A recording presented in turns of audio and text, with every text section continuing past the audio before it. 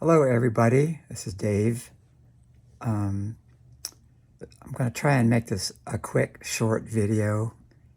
I know I always say that and they end up being 500 hours long, but I do my best.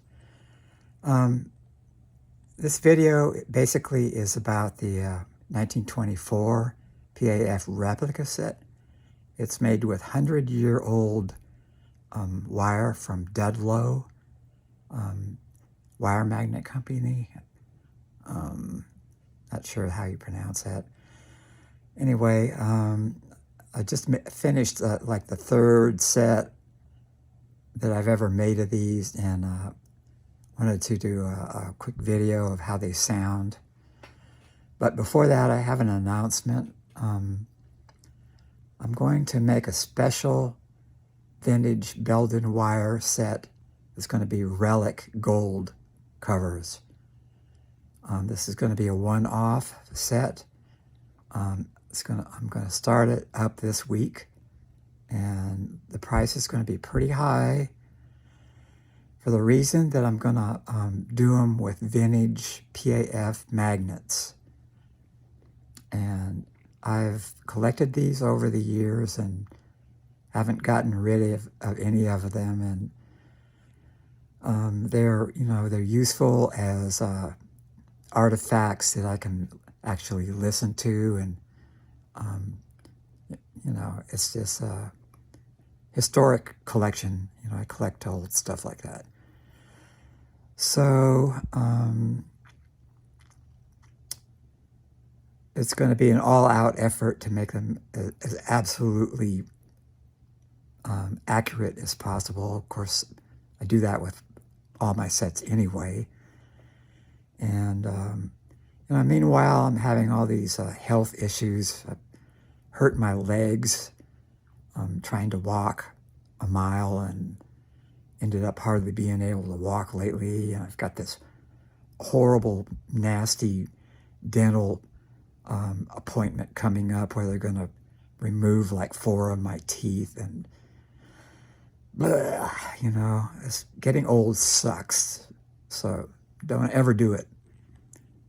Anyway, I'm going to show you the magnets, and I'm going to show you some magnets that I had made like around 2003 or something like that. And I'm the guy that brought back sandcast Alnico magnets. Back around 2001, all magnets were just, shiny, diamond cut, perfect looking, boring. And I kept looking at these old vintage magnets I was collecting, and I contacted 2 magnet companies that sell in the USA. They make their magnets in China, and at one point they were making them in Korea. And I contacted them and I said, hey, you think you can copy these things? The sand casting thing? And I thought they would say, no. And actually they said yes. So it was all-star and magnetic hold. And they said, well, we'll ask them and see if they can do it. So they succeeded. Both of them succeeded, and I'll show you video of them. But anyway, first of all, this vintage gold replica Belden set, I'm going to start them, and they will be for sale, and they're going to be expensive because you can't get real vintage magnets anymore. And they, last I looked, they were like $250 a piece if you could find any at all. And right now, there's none out there. So I'm going to raise the price on them up to about $550 or something like that. And then the set by itself is $28.50 anyway. They're my highest priced, but they're using the vintage Belden wire from about 1955 to 60. And the old wire back then wasn't pure copper. the insulations were, nobody really knows how they made them, what the recipes are, and the companies that still make insulations for modern magnet wire, none of them will tell you what they're using, and none of them have ever like investigated or analyzed the old insulations. So the old wire has a sound that you can't get in modern wire. It just doesn't happen. It's got this treble high end that's really kind of smooth, yet very articulate. So if you want this set, get a hold of me quick, because they're going to, when I finish them and put them up for sale, they don't last more than 2 days. So that's the main point of this video, and the secondary part is letting you hear the 1924 wire. I modified the recipe for it a little bit, and oh God, they came out so really good. So I've got some recordings I'm going to play for you and try to keep it short. And if you want to contact me about this set coming up, the vintage replica gold 14 karat set, my email address is sdpickups@comcast.net. First come, first serve. Don't wait, because they never last. So that's all for now, and let's get into it here.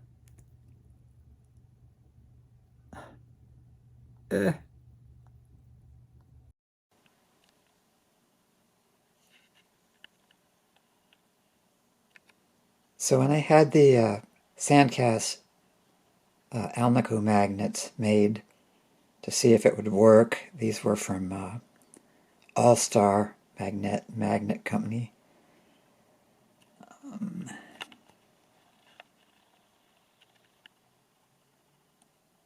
This label is so old that the dates are gone, but I think it was around 2003 or something like that.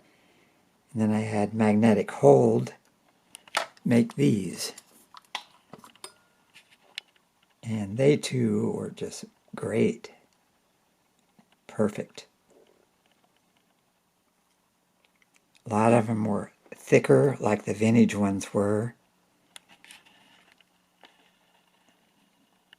So I have a lot of these left. So anyway, so let's take a look at the vintage PAF magnets. So this is my collection of vintage PAF magnets, and some from P90s. And see, there's an A3. Those are really rare. So let me spread these out so you can take a better look.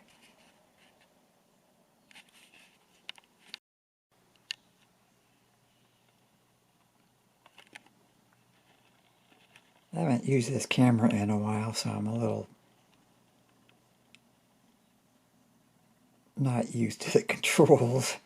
So anyway, these are all the vintage magnets I collected, and 2 of them are going to go in this new set I'm going to be selling as soon as I finish it. So if you're interested, get to me quick. One thing I forgot to mention, and I'm showing it here in these photos, is real vintage Alnico bar magnets most often had one flat, shiny edge, and the other edge would be rough sandcast marks. So that's something to keep an eye out for. So here we go. I'm going to demonstrate some noodling on the 1924 set in one of my elitists, and then with a blues backing track. The neck on this really reminds me of Michael Bloomfield's sound.